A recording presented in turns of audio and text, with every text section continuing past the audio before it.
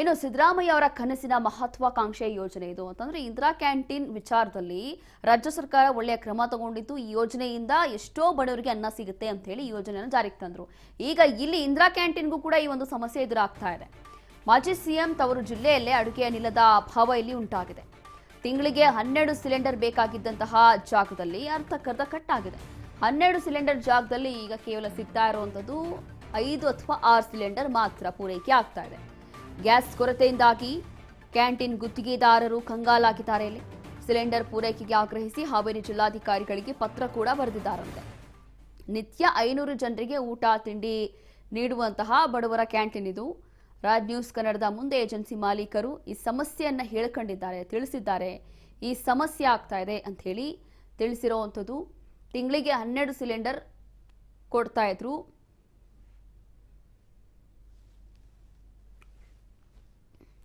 ಹಾಗಾಗಿ 12 ಸಿಲಿಂಡರ್ಗಳಲ್ಲಿ ಈಗ ಸಿಗ್ತಾ ಇರುವಂತದ್ದು ಕೇವಲ 6 ಸಿಲಿಂಡರ್. ಇನ್ನು ಇದೇ ಒಂದು ವಿಚಾರದಲ್ಲಿ ನಮ್ಮ ಪ್ರತಿನಿಧಿ ಕಿರಣ್ ಇಲ್ಲಿರುವಂತಹ ಸಿಬ್ಬಂದಿಗಳ ಜೊತೆ ಮಾತನಾಡಿ ಅಲ್ಲಿರುವಂತಹ ಸಮಸ್ಯೆಗಳು ಇವರು ನಮ್ಮ ರಾಜ್ ನ್ಯೂಸ್ ಜೊತೆ ಹಂಚಿಕೊಂಡಿದ್ದಾರೆ. ಬನ್ನಿ ಏನ್ ಹೇಳಿದ್ದಾರೆ ನೋಡೋಣ. ನಾನಿವತ್ತು ಶಿಗ್ಗಾಂವ್ ತಾಲೂಕಿನಲ್ಲಿದ್ದೀನಿ. ಶಿಗ್ಗಾಂವ್ ತಾಲೂಕಿನ ಬಸ್ ನಿಲ್ದಾಣದಲ್ಲಿರ್ತಕ್ಕಂತಹ ಇತ್ತೀಚೆಗಷ್ಟೇ ಕಳೆದ 5 ತಿಂಗಳ ಹಿಂದೆ ಒಂದು ಗ್ರ್ಯಾಂಡ್ ಆಗಿ ಓಪನಿಂಗ್ ಆಗಿರ್ತಕ್ಕಂತಹ ಇಂದಿರಾ ಕ್ಯಾಂಟೀನ್ ಬಳಿ ಇದ್ರಿ. ಈ ಇಂದಿರಾ ಕ್ಯಾಂಟೀನ್ ಸುದ್ದಿ ಏನಪ್ಪಾ ಅಂತಂದ್ರೆ ಏನು ಇಸ್ರೇಲ್ ಮತ್ತು ಇರಾನ್ ಮಧ್ಯೆ ಯುದ್ಧ ನಡೀತಾ ಇದೆಯೋ ಆ ಯುದ್ಧದ ಪರಿಣಾಮ ಇಂದಿರಾ ಕ್ಯಾಂಟೀನ್ಗೂ ಕೂಡ ಬಂದು ತಟ್ಟಿರ್ತಕ್ಕಂಥದ್ದು. ಏನಂದ್ರೆ ಈ ಒಂದು ಇಂದಿರಾ ಕ್ಯಾಂಟೀನ್ ನಡೆಸೋದಕ್ಕೆ ಸುಮಾರು ತಿಂಗಳಿಗೆ 12ರಿಂದ 13 ಸಿಲಿಂಡರ್ಗಳ ಬೇಕಾಗುತ್ತೆ. ಆದರೆ ಇವರಿಗೆ ಕೊಡ್ತಕ್ಕಂಥದ್ದು ಈಗ ಕೇವಲ 3ರಿಂದ 4 ಸಿಲಿಂಡರ್ಗಳನ್ನ ತಿಂಗಳಿಗೆ ಕೊಡ್ತಾ ಇದ್ದಾರೆ. ಹೀಗಾಗಿ ಇಲ್ಲಿ ಬಸ್ ಸ್ಟ್ಯಾಂಡ್ ಆವರಣದಲ್ಲಿ ಇರ್ತಕ್ಕಂಥ ಈ ಇಂದಿರಾ ಕ್ಯಾಂಟೀನು ಸಾಕಷ್ಟು ಜನರಿಗೆ ಉಪಯೋಗ ಕೂಡ ಆಗುತ್ತೆ. ನಾನು ನಿಮಗೆ ವಿಡಿಯೋದಲ್ಲಿ ತೋರಿಸ್ತಾ ಹೋಗ್ತಾ ಇದ್ದೀನಿ. ಸಾಕಷ್ಟು ಜನ ಇಲ್ಲಿ ಬೇರೆ ದೂರದ ಊರುಗಳಿಗೆ ಹೋಗತಕ್ಕಂಥವ್ರು, ಬೇರೆ ಊರುಗಳಿಗೆ ಹೋಗತಕ್ಕಂಥವ್ರು ಎಲ್ಲರೂ ಕೂಡ ಇಲ್ಲಿ ಬಂದು ಒಂದು ಊಟ ಮಾಡ್ತಕ್ಕಂಥ ವ್ಯವಸ್ಥೆಗೆ ತುಂಬ ಅನುಕೂಲ ಆಗಿರ್ತಕ್ಕಂಥದ್ದು ಒಂದು ಇಂದಿರಾ ಕ್ಯಾಂಟೀನ್. ಹಾಗಾಗಿ ಇಲ್ಲಿರ್ತಕ್ಕಂಥ ಇಂದಿರಾ ಕ್ಯಾಂಟೀನ್ಗೆ ಒಂದು ಸಿಲಿಂಡರ್ಗಳ ಕೊರತೆ, ಗ್ಯಾಸ್ಗಳ ಕೊರತೆ ಆಗಿರುವಂಥದ್ದು ಕಂಡು ಬರ್ತಾ ಇದೆ. ನಾನು ನಿಮಗೆ ತೋರಿಸ್ತಾ ಹೋಗ್ತಾ ಇದ್ದೀನಿ ವಿಡಿಯೋದಲ್ಲಿ. ಇದು ಇಲ್ಲಿರ್ತಕ್ಕಂಥ ಇಂದಿರಾ ಕ್ಯಾಂಟೀನ್. ಹಾಗೆ ಅವರಿಗೆ ಮಾತಾಡಿಸ್ತಾ ಹೋಗ್ತೀನಿ. ನಾನು ಇದಕ್ಕೆ ಸಂಬಂಧಪಟ್ಟಂತೆ ಈಗ ಇಲ್ಲಿ ಸಿಲಿಂಡರ್ಗಳನ್ನು ತೋರಿಸ್ತಾ ಇದ್ದೀನಿ ನಿಮಗೆ. ಅವ್ರಿಗೆ ಬೇಕಾದಷ್ಟು ಸಿಲಿಂಡರ್ಗಳ ಏನು ಅವಶ್ಯಕತೆ ಇದೆಯೋ ಅಷ್ಟು ಸಿಗದೆ ತಿಂಗಳಿಗೆ 3-4 ಸಿಲಿಂಡರ್ ಸಿಕ್ಕರೆ ಇದನ್ನು ನಿಭಾಯಿಸೋದು ತುಂಬಾ ಕಷ್ಟ ಆಗುತ್ತೆ. ಹಾಗಾಗಿ ಇದಕ್ಕೆ ಸಂಬಂಧಪಟ್ಟಂತೆ ಈಗಾಗಲೇ ಅವರ ಇಲ್ಲಿಯ ಒಂದು ಮುಖ್ಯಸ್ಥರು ಕೂಡ ಜಿಲ್ಲಾಧಿಕಾರಿಗಳಿಗೆ ಮನವಿಯ ಒಂದು ಕೊಟ್ಟಿರ್ತಕ್ಕಂಥದ್ದು, ಮನವಿ ಪತ್ರವನ್ನು ಕೂಡ ಕೊಟ್ಟಿದ್ದಾರೆ. ನಮಗೆ ಇಷ್ಟೊಂದು ಸಿಲಿಂಡರ್ಗಳ ಅವಶ್ಯಕತೆ ಇದೆ, ಅದಕ್ಕೆ ತಕ್ಕಂತೆ ನಮಗೆ ಸಿಲಿಂಡರ್ಗಳನ್ನ ಒದಗಿಸಿ ಅನ್ನೋ ಒಂದು ಮನವಿ ಲೆಟರ್ನ್ನು ಕೂಡ ಕೊಟ್ಟಿರ್ತಕ್ಕಂಥದ್ದು. ಇಲ್ಲಿರ್ತಕ್ಕಂಥ ನಾನು ಸಿಬ್ಬಂದಿಯನ್ನು ಮಾತಾಡ್ತಾ ಹೋಗ್ತೀನಿ. ಸರ್ ನಮಸ್ತೆ.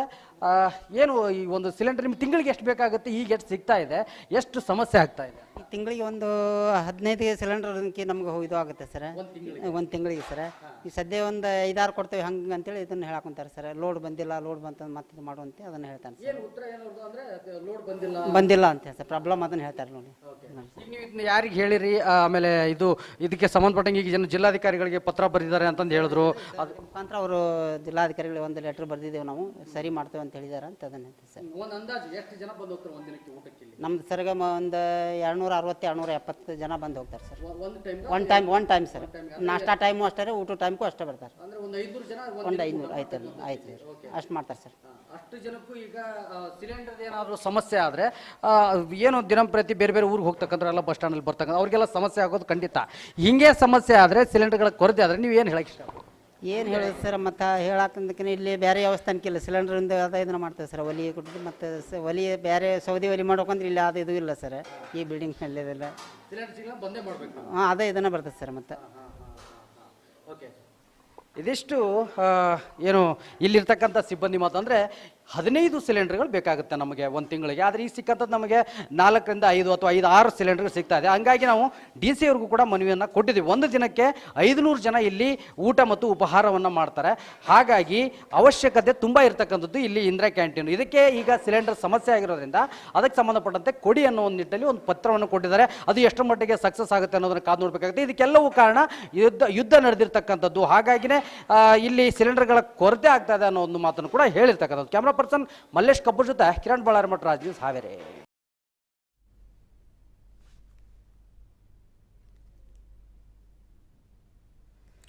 ಎಸ್ ನೋಡಿ, ಇಲ್ಲಿ ಎಲ್ಲವೂ ಕೂಡ ಎಕ್ಸ್ಪ್ಲೇನ್ ಮಾಡಿದ್ರು ಅಂತಂದ್ರೆ ಇಲ್ಲಿರುವಂತಹ ಸಿಬ್ಬಂದಿ ಕೂಡ ಹೇಳ್ತಾ ಇದ್ರು, ಇಲ್ಲಿ ದಿನಕ್ಕೆ 500 ಜನ ಊಟ ಮಾಡ್ತಾರೆ ಈ ಒಂದು ಇಂದಿರಾ ಕ್ಯಾಂಟೀನ್ ಅಲ್ಲಿ. ಆದ್ರೆ ಇಲ್ಲಿ ಸಿಲಿಂಡರ್ಗಳು ಸಿಗ್ತಾ ಇರುವಂತದ್ದು ಅರ್ಧಕ್ಕಂದ್ರೆ ಅಂತಂದ್ರೆ ಕೇವಲ 5 ಅಥವಾ 6 ಸಿಲಿಂಡರ್ ಸಿಗ್ತಾ ಇದೆ. ಇಲ್ಲಿ ಒಂದು ತಿಂಗಳಿಗೆ 12 ಸಿಲಿಂಡರ್ ಬೇಕಾಗುತ್ತೆ, ಅದೆಲ್ಲವೂ ಕೂಡ ಸ್ಥಗಿತ ಆಗೋಗಿದೆ, ಬರ್ತಾ ಇಲ್ಲ.